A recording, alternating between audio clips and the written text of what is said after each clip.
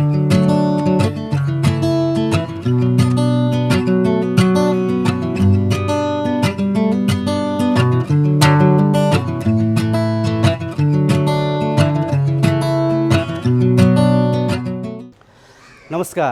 कार्यक्रम प्रदेश कृषि दर्पणमा यहाँलाई हार्दिक स्वागत छ। कृषि तथा पशुपक्षी विकास मन्त्रालय बागमती प्रदेश र नेपाल टेलिभिजनको संयुक्त प्रस्तुति कार्यक्रम प्रदेश कृषि दर्पणको साथमा उपस्थित छु म केशव घिमिरे।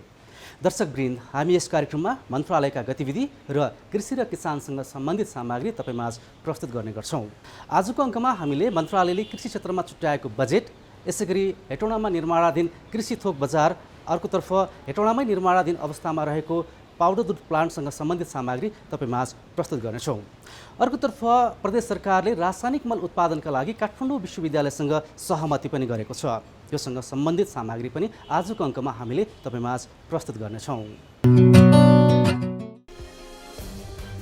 बागमती प्रदेश सरकारले आर्थिक वर्ष 2079-80 को लागि 70 अर्ब 93 करोड 92 लाख रुपैयाँ बजेट विनियोजन गरेको छ, जसमध्ये कृषि क्षेत्रको विकासका लागि 4 अर्ब 49 करोड 30 लाख रुपैयाँ विनियोजन गरिएको छ। प्रदेश सभामा आर्थिक मामिला तथा योजना मन्त्री शालिग्राम जमरकटेलले उक्त बजेट मध्ये पुँजीगततर्फ 41 अर्ब 56 करोड 24 लाख र चालुतर्फ 19 अर्ब 2 करोड 41 लाख रुपैयाँ बजेट विनियोजन भएको जानकारी गराउनु भएको हो। प्रदेश सरकारले आर्थिक वर्ष 2079-80 को कृषि तथा पशुपालनमा दिँदै आएको अनुदान आगामी आर्थिक वर्षबाट खारेज गर्ने भएको छ। किसानलाई निर्व्याजी बिउ पुँजी किस्ताबन्दीमा उपलब्ध गराउन 50 करोड रुपैयाँ विनियोजन गरिएको छ। सरकारले प्रत्येक वडामा प्राविधिक सहित पशु स्वास्थ्य क्लिनिक सञ्चालनमा ल्याइने र यसका लागि आगामी वर्षलाई 18 करोड 27 लाख रुपैयाँ बजेट विनियोजन गरेको छ। बागमती प्रदेश सरकारले दुध उत्पादन प्रवर्धनका लागि 30 करोड विनियोजन गरेको छ। हेटौडामा निर्माणाधीन दुग्ध पाउडर प्लान्ट सञ्चालनमा ल्याउने भएको छ। साथै काभ्रे जिल्लामा पनि मिनी दुग्ध पाउडर प्लान्ट स्थापना गर्ने गरी बजेट विनियोजन गरिएको छ। उत्पादन वृद्धिका लागि प्राङ्गारिक मल तथा गडेउला मल प्रयोगमा प्रोत्साहन गर्न 5 करोड 75 लाख रुपैयाँ बजेट विनियोजन गरिएको छ। 5 बिघा वा 50 रोपनी भन्दा बढी जमिनमा तरकारी खेती गर्ने किसानलाई कृषि उपज भण्डारणका लागि कोल्ड चेम्बर निर्माण गर्न तथा खेती गरिएको जग्गाको क्षेत्रफलको आधारमा माग बमोजिमका आधुनिक यन्त्र उपकरण उपलब्ध गराउन 11 करोड 25 लाख रुपैयाँ विनियोजन गरिएको छ। नेपालमा रासायनिक मलको अभाव बढ्दै जाँदा मल कारखाना नै खोल्नुपर्ने आवाज उठ्न थालेको छ। गत जेठ 30 गते प्रतिनिधि सभामा मल सम्बन्धी प्रस्तावमाथि छलफलका क्रममा सांसदहरूले नेपालमै रासायनिक मल कारखाना खोल्नुपर्ने बताउनु भएको छ। 2 वर्ष अघि पनि यसैगरी मलको अभाव हुँदा मल कारखाना खोल्नुपर्ने आवाज उठेको थियो। यसरी आवाज उठ्न थालेको झन्डै 38 वर्ष भएको छ। सरकारले गत फागुन 16 गते भारतसँग G2G प्रक्रियाबाट आगामी 5 वर्षका लागि रासायनिक मल ल्याउने सम्झौता गर्यो, तर असार सक्ने लाग्दा पनि मल आउन सकेको छैन। पहिलो पटक आर्थिक वर्ष 2068-69 को बजेटमा रासायनिक मल उत्पादन गर्ने कारखाना स्थापनाको घोषणा भएको थियो।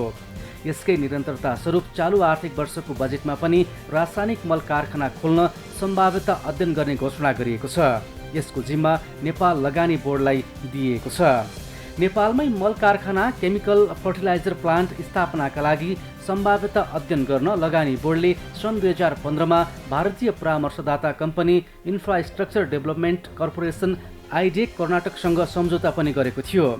आइडेकले सन् 2016 मा बुझाएको प्रतिवेदनमा मध्य प्रदेशको ढल्केवर र लुम्बिनी प्रदेशको बर्दघाटमा मल कारखाना खोल्न सकिने उल्लेख छ।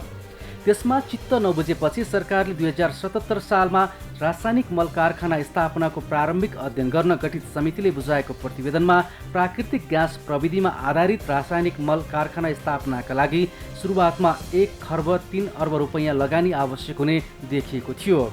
यसैगरी झन्डै 38 वर्ष अघि जापानी सहयोग नियोग जाइकाले गरेको अध्ययन प्रतिवेदनले हावाबाट नाइट्रोजन ग्यास निकालेर मल कारखाना स्थापना गर्न सकिने सुझाएको थियो। त्यसयता रासायनिक मल कारखाना खोल्न 7 पटक अध्ययन भइसकेको छ। ग्रिन हाइड्रोजन र ग्रिन एमोनिया प्रविधि प्रयोग गरी रासायनिक मल कारखाना स्थापना गर्ने बागमती प्रदेश सरकारले 2078 साल माघ 27 गते निर्णय गरेसँगै मल उद्योग स्थापनाको लागि सम्भाव्यता अध्ययन तथा विस्तृत प्रतिवेदन तयार गर्ने कार्य सुरु भएको छ। कृषि तथा पशुपक्षी विकास मन्त्रालय बागमती प्रदेश र काठमाडौँ विश्वविद्यालय काभ्रे बीच सम्भाव्यता अध्ययन तथा विस्तृत प्रतिवेदन तयारीका लागि सम्झौता भएको छ। काठमाडौँ विश्वविद्यालयको इतिहास नै यही रह्यो, जुन कुरा सम्भव थिएन, सरकार एक्लैले पनि गर्न सम्भव थिएन, यही कुरा गर्दै गर्दै गर्दै हामी 20 वर्ष पार गरेर यहाँ आइपुगेको हो। किनभने विश्वविद्यालय स्थापना नै एउटा ठुलो परियोजना हुन सक्थ्यो, त्यो पनि विशेष गरेर प्राविधिक शिक्षा, इन्जिनियरिङ, मेडिकल र साइन्स लगायत त्यो त सम्भव भयो भने त्यो भित्रको युरिया भनेको त अघि हाम्रो साथीहरूले भन्नुभयो जस्तै हावामा भएका यी तीव्र तत्त्वहरूलाई हामीले मिश्रण गराउने हो। त्यसकारण त्यो चुनौती अब विश्वविद्यालयले लिन्छ। यो समाजले, यहाँहरूले जुन काठमाडौँ विश्वविद्यालयप्रति आशा गरिराख्नु भएको छ, त्यो आशालाई हामी यो कति एटलिस्ट यो फिजिबिलिटी स्टडीको रूपमा चाहिँ यो उल्लेखित समय सीमाभित्रै यो काम सम्पन्न गर्नेछौँ। आगामी 1 वर्षभित्र काठमाडौँ विश्वविद्यालयले सम्भाव्यता अध्ययन गरी विस्तृत प्रतिवेदन बनाएर मन्त्रालयलाई बुझाउनु पर्नेछ। प्रतिवेदन तयार गर्न विश्वविद्यालयलाई प्रदेश सरकारले चालु आर्थिक वर्ष र आगामी आर्थिक वर्षमा गरेर कुल 50 लाख रुपैयाँ खर्चिने भएको छ। रासायनिक मल उद्योग स्थापनाको लागि करिब 60 अर्ब लागत अनुमान गरिएको छ। सम्झौता पत्रमा हस्ताक्षर गर्दै कृषि तथा पशुपक्षी विकास मन्त्री वसुन्धरा हुमागाईले रासायनिक मल उद्योग स्थापनाका लागि पब्लिक प्राइभेट पार्टनरसिप मोडलमा अघि बढ्ने बताउनुभयो। हामी पीपीपी मोडलमा यो निर्माणको कुरालाई अगाडि बढाउँछौँ। सरकारको हुन्छ, प्राइभेट सेक्टर र पब्लिकको तिनै सबैको जुन सहलगानीमा यो कार्यक्रमलाई अगाडि बढाउन सकिन्छ। र यो धेरै पैसा, धेरै चाहिँ ठुलो लगानी पनि हुँदैन होला जस्तो लाग्छ। यो अब सबै कुरा विस्तृत रूपमा उहाँहरूले अध्ययन गरेर रिपोर्ट नआइ त मैले भन्न मिल्दैन, करिब 60 अर्बभन्दा माथि पैसा यसमा लाग्दैन जस्तो लाग्छ। र 2 लाख मेट्रिक टनको क्षमताको हामी अहिले बनाउँछौँ। यसको अर्थ हामी यो चाहिँ रासायनिक मलको विकल्पको निम्ति पनि अरू मलहरू पनि खोजिरहेका छौँ। तर पूर्ण रूपमा हामीले विकल्प अहिले नै खोज्न सक्ने परिस्थिति नभएको हुनाले हामीले चाहिँ 2 लाख मेट्रिक टनको युरिया मल उत्पादन गर्ने कारखाना हामीले बनाउन सक्यौँ भने हाम्रो प्रदेश मात्रै होइन, अरू बाँकी रहेका 6वटा प्रदेशहरूलाई पनि यसले चाहिँ सहयोग पुग्छ र सबैलाई पुग्छ। र यो चाहिँ बागमती प्रदेशको मात्रै नभइकन सिङ्गो देशकै निम्ति र जुन सङ्घीय सरकारले पनि हामीलाई सहयोग गर्छ र सङ्घीय मन्त्रालयसँग पनि हाम्रो अलिअलि कुराकानी भएको छ। र यस सन्दर्भमा तपाईँहरूले कोसिस गर्नुहोस्।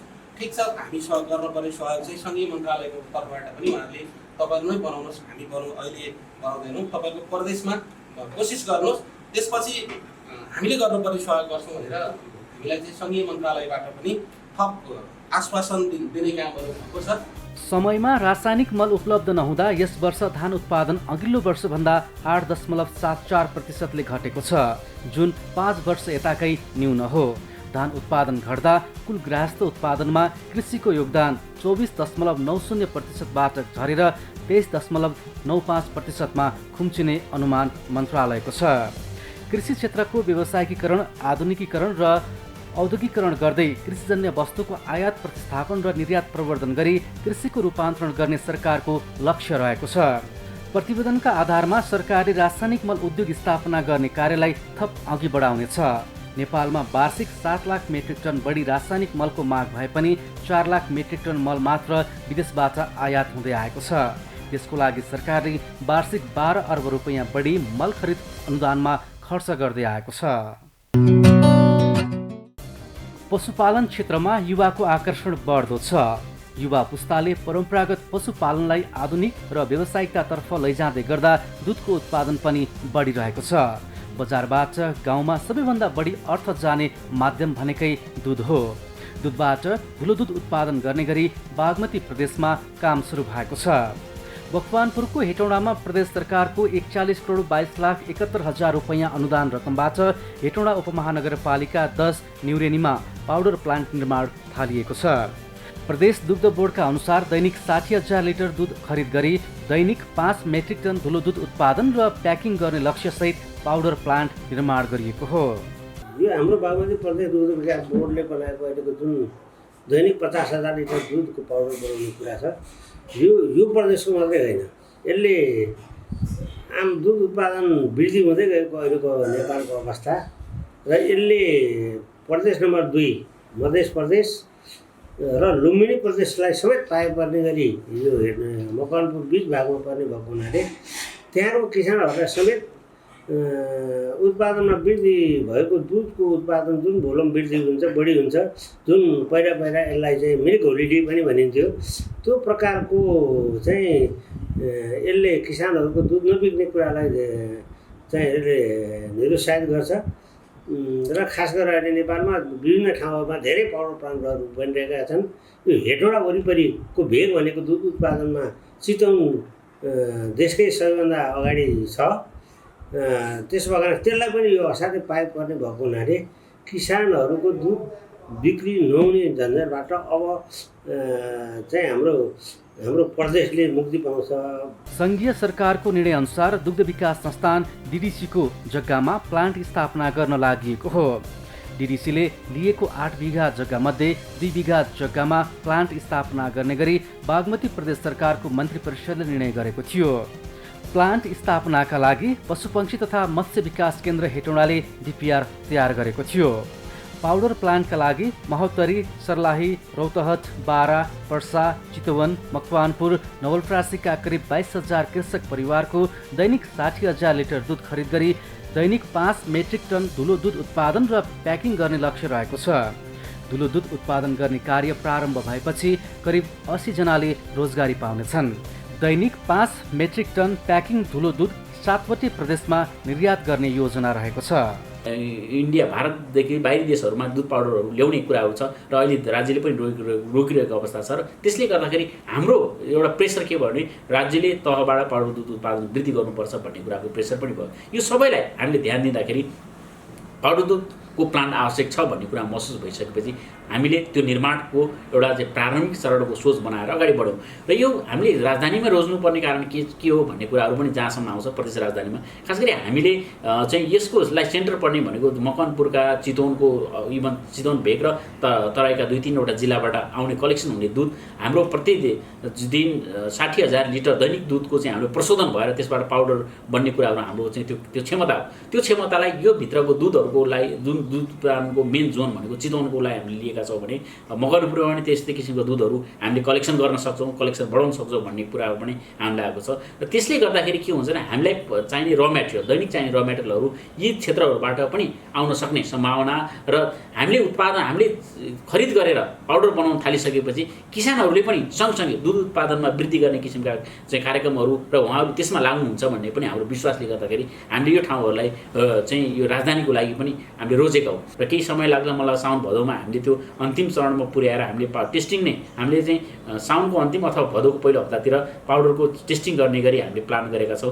प्रदेश सरकारले दुध उत्पादक किसानलाई अनुदान रकम दिएपछि उत्पादनमा 12% वृद्धि भएको छ। गत आर्थिक वर्षमा प्रति लिटर दुधमा 1 रुपैयाँका दरले र चालु आर्थिक वर्षमा बागमती प्रदेश सरकारले प्रति लिटर दुधमा 2 रुपैयाँका दरले किसानलाई दुधमा अनुदान रकम वितरण गरेको छ। प्लान्ट स्थापनासँगै छिमेकी प्रदेशका किसानले उत्पादन गरेको दुध सङ्कलन तथा पाउडर बनाउन सहज हुनेछ। जति बेला दुध उत्पादन धेरै हुन्छ, बजार थोरै हुन्छ, त्यस्तो बेलामा चाहिँ हामी धुलो दुध बनाउँछौँ र त्यो धुलो दुधलाई व्यवस्थित गर्छौँ। त्यति मात्रै गर्दैनौँ, दुधका फरक फरक परिकारहरू के बनाउन सकिन्छ भनेर पनि हामी सोचाइ बनाउँछौँ। अर्को चिज, हामी उत्पादित वस्तुहरूलाई प्याटर्न राइट लिएर हामी अन्तर्राष्ट्रिय बजारहरूमा पनि बिक्री गर्न सक्छौँ कि भनेर पनि हाम्रो त्यो योजना छ र त्यो अनुसार हामी अगाडि बढाउँछौँ र किसानहरूले बढीभन्दा बढी उत्पादन गराउने कुरामा हामी प्रोत्साहन पनि गर्नको निम्ति यसले थप सहयोग पुग्छ। सरकारी या प्राइभेट दुईटा भनेर हामीले पक्षपात गर्न पनि मिल्दैन र त्यहाँ प्राप्त हुने दुध चाहिँ निजी क्षेत्र, प्राइभेट डेरीको मात्रै आउने र निजी क्षेत्रको नआउने भन्ने होइन, यो सबैको साझा हो।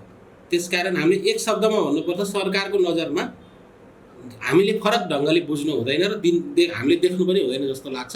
त्यसकारण समान हामी सबैलाई जहाँसुकै दुध बिक्री गर्ने किसान पनि हाम्रो नजरमा प्रदेश सरकारको नजरमा चाहिँ हामीले समान ढङ्गले बेच्नुपर्छ, समान व्यवहार गर्नुपर्छ भन्ने हाम्रो बुझाइ छ। त्यही अनुसार हामी त्यो व्यवहार गर्न अगाडि बढ्छौँ। गाईलाई नुहाउन धारा, गाई दुहुन मेसिन, घाँस उत्पादन लगायतका क्षेत्रमा प्रदेश सरकारले किसानलाई सघाउँदै आएको छ। बागमती प्रदेशका 13 जिल्लाका किसानलाई दुधमा अनुदान दिनु महत्त्वपूर्ण काम भएको केन्द्रीय दुग्ध उत्पादक सहकारी सङ्घका अध्यक्ष नारायण प्रसाद देवकोटाले बताउनुभयो। अहिले प्रति लिटरको 2 रुपियाँ भनेर दिएको छ। त्यो 2 रुपियाँ लिटरले मात्रै अहिलेको जुन मूल्यको अवस्था हेर्ने भने यसको लागत मूल्य बढी छ र लागत मूल्य बढी भएको कारणले यसलाई लागत घटाउने कार्यक्रमहरूलाई व्यापक रूपमा अघि बढाउनुपर्छ। अहिले बागमती प्रदेशले चाहिँ जसरी यहाँ धुलो दुध कारखाना बनाइरहेको छ, यसले चाहिँ किसानहरूले उत्पादन गरेको दुध जब मिल कोल्डले हुन्छ त्यो बेलामा चाहिँ यसले चाहिँ धुलो दुध बनाएर राख्छ र जसले चाहिँ मिल कोल्डले होलिडे हुने अवसरलाई यसले निराकरण गर्छ र किसानहरूले उत्पादन गरेको दुध म एकदम निष्कलङ्क ढङ्गले बिक्री हुन्छ र मेरो चाहिँ मिल कोल्डे हुँदैन भन्ने अवस्था सिर्जना भएर किसानहरू व्यावसायिक बन्दै अघि बढ्नको निम्ति पनि यसले प्रेरणा मिल्छ। त्यसको निम्ति पनि हामीले चाहिँ धुलो दुध कारखाना चाहिँ कम्तीमा पनि बागमती प्रदेश स्तरीय बनाउनुपर्छ भनेर भन्यौँ र त्यही आधारले अहिले यो बनिरहेको छ र यो बनिसकेपछि धुलो दुध कारखानाले एकातिर चाहिँ उत्पादन वृद्धि हुन्छ भने अर्कोतिर किसानहरू पनि सेक्योर हुन्छन्। सहकारी भन्दा बाहिर दुध बिक्री गर्ने किसानले अनुदान रकम पाउने छैनन्। पाउडर प्लान्ट निर्माणपछि दुध बजारीकरणमा सहयोग पुग्ने भन्दै किसानहरू खुसी छन्। मकवानपुरको हेटौँडा उपमहानगरपालिका 11 थाना भर्याङमा अन्तर्राष्ट्रिय स्तरको कृषि थोक बजार निर्माण भइरहेको छ। बागमती प्रदेश कृषि तथा पशुपक्षी विकास मन्त्रालय अन्तर्गत कृषि विकास निर्देशनालय र हेटौँडा उपमहानगरपालिकाको साझेदारीमा कृषि थोक बजार निर्माण सुरु भएको हो। यहाँ चाहिँ हाम्रो यो कृषि मन्त्रालय र निर्देशनालय र हेटौँडा उपमहानगरपालिकाको सहकार्यमा भइरहेको प्रोजेक्ट हो। यो कृषि थोक बजार बन्दैछ। अब अहिलेसम्म हाल 1 वर्ष बितिसक्दा चाहिँ हाम्रो लगभग 38% काम चाहिँ सकिसकेको अवस्था छ। अब अझै पनि 2-4वटा बाउन्ड्री वाल योहरू काम, क्यान्टिन, साना 4-5वटा साना भवनहरू चाहिँ छन्। तिनीहरू चाहिँ अझै बन्ने क्रममै छन्। तर मुख्य चाहिँ 2टा भवन छ हाम्रो, एउटा होलसेल बिल्डिङ र रिटेल बिल्डिङ भनेर 2टा भवन छ र त्यो चाहिँ अलमोस्ट स्ट्रक्चरल पार्ट कम्प्लिट भइसकेको छ, जुन चाहिँ हाम्रै निगरानीमा भएको छ। त्यसमा कुनै पनि गुणस्तरको कमी कमजोरी छैन। जुन हाम्रो आइएस कोडहरू हुन्छ, जुन हामीले फलो गर्नुपर्ने रुल्स एन्ड रेगुलेसन्सहरू हुन्छ, त्यो चाहिँ हामीले मजाले फलो गरेर गुणस्तर मेन्टेन गरेर हामीले चाहिँ यो काम सम्पन्न गराएका छौँ। अझै पनि फिनिसिङको काम चाहिँ हुन बाँकी नै छ। अब समय सीमा नै हेर्दाखेरि चाहिँ 1 वर्षमा लगभग 40% चाहिँ कम्प्लिट हुने किसिमले पोजिटिभ रूपमा लिन सकिन्छ र अब 2 वर्ष रहँदा चाहिँ हामी बाँकी साना भवनहरू र प्लस बाटोको काम पनि सकाएर यसलाई चाहिँ 2 वर्षभित्रै टुङ्ग्याउन सक्छौँ भन्ने चाहिँ विश्वास छ। 2 बिघा 4 धुरो क्षेत्रफलमा 28 करोड 36,55,000 रुपैयाँ लागतमा थोक बजार निर्माण हुन लागेको हो। कृषि विकास निर्देशनालयको 70% र उपमहानगरपालिकाको 30% लागत साझेदारीमा कृषि थोक बजार निर्माण हुन लागेको हो। यसको खास हाम्रो उद्देश्य के हो भने किसानहरूले उत्पादन गरेको चिज किसानहरू आफैले बिक्री वितरण गर्ने अवसर होस्, ताकि किसानहरूले उत्पादन गरेको चिज बिचौलियाहरू अथवा जसले बिचमा चाहिँ ती तरकारीहरू अथवा फलफुलहरू उठाउने र त्यसलेबाट चाहिँ जुन मुनाफा उहाँहरूले लिनुहुन्छ त्यो किसानले लियोस् र बिचौलियाहरूबाट जुन किसिमको समस्याहरू अहिले सृजित भएको छ, मानौँ हामीले उत्पादन किसानमा उत्पादन बारीमा उत्पादन भएको मूल्य र उपभोक्ताले लिने मूल्यको बिचको अन्तर जति धेरै थियो त्यसको जुन ग्यापलाई हामीले वाइडर ग्यापलाई चाहिँ न्यारो गर्नको लागि हामीले यो काम गऱ्यौँ र किसान आफैले उत्पादन गर्ने र आफैले बिक्री वितरण गर्नको लागि हामीले त्यस्ता थोक बजारहरू आवश्यक पर्छ भन्ने महसुस गरेर हामीले त्यो स्थापना गरेका हौँ। त्यसमा उत्पादन गर्ने किसानहरू आफै स्वयं स्टलमा बस्नुहुन्छ र उहाँहरूले त्यहाँबाट बिक्री वितरण गर्नुहुन्छ।